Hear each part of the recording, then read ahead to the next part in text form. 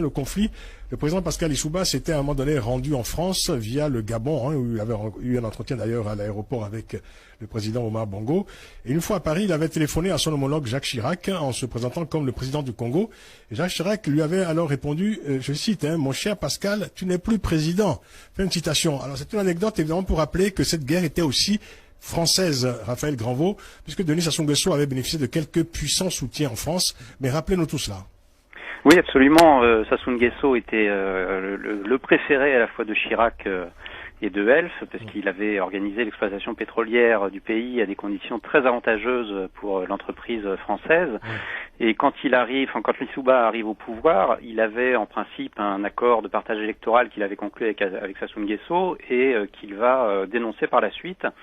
Et ni Elf ni la diplomatie française ne vont le lui pardonner. Et effectivement, ils vont organiser l'offensive militaire de Sassou Nguesso d'un point de vue à la fois tactique et d'un point de vue financier. Et donc on peut dire que pendant cette guerre, Sassou Nguesso bénéficiait constamment en permanence du soutien de l'Élysée. Oui, tout à fait. D'ailleurs, Marcani ne s'en est pas caché, l'homme de main de Pasqua. Il a déclaré très explicitement qu'il avait rencontré les responsables angolais pour organiser le débarquement des troupes dont on a parlé tout à l'heure, dont vous avez parlé tout à l'heure. Et parallèlement, alors il faut se souvenir évidemment qu'à l'époque, Elf n'est pas simplement une compagnie pétrolière, c'est à la fois une annexe, une caisse noire des services secrets, c'est à la fois une officine barbouzarde pour le RPR, c'est beaucoup de choses à la fois. Et ils se considèrent comme les véritables financiers du pays. Et la particularité, c'est qu'ils vont effectivement aider Sassou Nguesso financièrement à financer sa guerre civile par des montages qui impliquent l'Angola. Mais ils vont également financer Pascal Lissouba, en tout cas financer. Ce sera bien sûr gagé sur le pétrole qui sera extrait plus tard, donc c'est pas perdu pour eux. Mais ils vont faire des montages financiers pour armer les deux côtés, comme ils l'ont fait pendant la guerre civile en Angola. C'est ça. Donc l'argent de la guerre, très précisément, venait de Elf. Alors, l'argent vient d'Elf parce que c'est Elf qui organise les montages financiers, mais Elf n'est pas une entreprise philanthropique. Ils gagent le pétrole angolais qu'ils vont exploiter plus tard, donc ils récupèrent leur mise de toute façon. Quels ont été les liens après la guerre le Congo et la France, je veux dire, évidemment, je ne parle pas des liens officiels.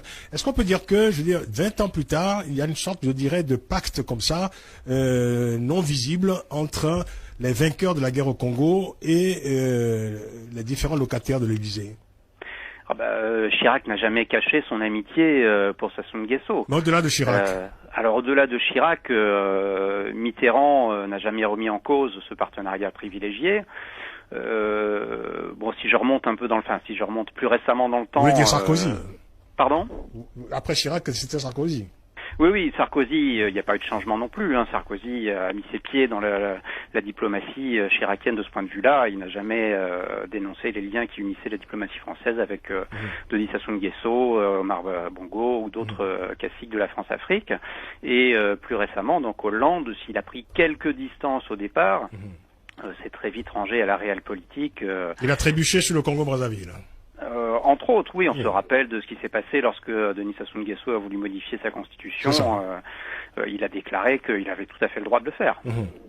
Avec le recul aujourd'hui, quelle est votre réflexion pour finir, Raphaël Granvaux, sur cette période de l'histoire, je dirais, franco-congolaise? Parce que finalement, on parle de coup d'État, on parle de guerre civile évidemment, on considère que évidemment c'était un coup d'État qui était monté. Avec le recul, est-ce que on peut considérer aujourd'hui quelles sont les responsabilités de la France dans cette page sombre de l'histoire du Congo? Elles sont quand même énormes, parce que l'implication militaire, alors c'est fait de manière officieuse par le recrutement de mercenaires, mais on sait par ailleurs qu'il y avait également des vrais militaires français qui étaient officiellement en congé provisoirement pour pouvoir être impliqués militairement au Congo, mais il restait des militaires français sous ordre et qui ont participé, y compris à l'épuration ethnique qui a été menée au Congo-Brazzaville. Donc ça relève de la complicité du crime de guerre. Et bien évidemment, on peut également noter tous ces conseillers de l'ombre français, évidemment, qui ont pu entourer le nouveau pouvoir de Brazzaville après la guerre.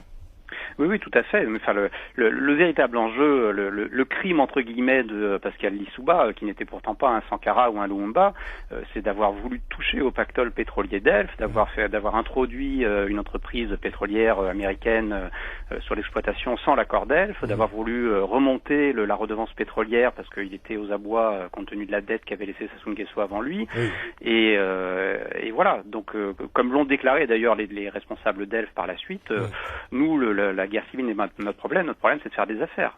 Est-ce qu'on peut conclure en disant que la guerre de Congo-Brazzaville, eu égard à l'implication de la France, c'était le dernier acte focardien de l'Élysée? On peut dire ça si on veut, parce que Jacques Chirac avait rappelé Foccart à l'Élysée, mais ça n'est certainement pas le dernier coup tordu de la diplomatie française et sa dernière implication dans les conflits qui ont suivi. Oui, mais là c'était l'implication massive, il y a eu guerre. C'est une implication massive, mais enfin si on se rappelle quelques années plus tard comment l'armée française tire sur des civils ivoiriens après un bombardement qui reste quand même très mystérieux aujourd'hui, c'est certainement pas la fin de la France-Afrique. Il fallait le rappeler. Merci beaucoup Raphaël Granvaux, merci infiniment. Porte-parole de l'association Survie. Merci infiniment. Joseph Ouabari-Mariotti, un commentaire? Oui, j'ai envie de saluer l'honnêteté intellectuelle de M. Raphaël Granvaux, parce qu'il dit des choses qui sont exactes. Il n'invente rien. Il rapporte le vécu que nous connaissons. D'ailleurs, nous savons tous que ce n'est pas en fait une guerre, c'est un coup d'État de la France-Afrique contre le peuple. C'est un coup d'État qui a fait 400 000 morts. Oui, un coup d'État au profit de Sassou, organisé par la France, en complicité avec la France, contre la nation congolaise. D'ailleurs, tout commence à se préférer. La France appuyait à l'époque sur Omar Bongo du Gabon. Ah oui, Omar Bongo. D'ailleurs, tout commence à s'arranger au cours d'une réunion qui a lieu en banlieue parisienne en août 96, où il y a Jocelyn, il y a Chirac, il y a Sassou, il y a Bongo. C'est de là que la stratégie du coup d'État est organisée. Bon, le Gabon sert de base arrière pour les livraisons d'armes qui arrivent, qui transitent peut-être par le Sénégal. C'est elle qui finance l'achat des armes. On fait intervenir des marchands d'armes. Sans compter que c'est là le plus grave. Lorsque l'Angola soutient et intervient au Congo, mais Elf et la France estiment que c'est une bonne opération d'intervention pour reconstruire le Congo. Et puis les navettes ordinaires d'Elf qui ont fait le transport de Cobra, qui certainement pour venir protéger ou bien occuper le port de Point-Nord, bien le transport de soldats angolais qui partaient des côtes angolaises. Et puis le canard enchaîné a dit beaucoup de choses. Tout à fait. Qui n'ont jamais été démenties par l'État français. C'est un coup d'État. Alors il faut dire quand même que tout ça s'est passé en deux séquences, parce qu'il y a eu évidemment la guerre de 97, et puis il y a eu la réplique de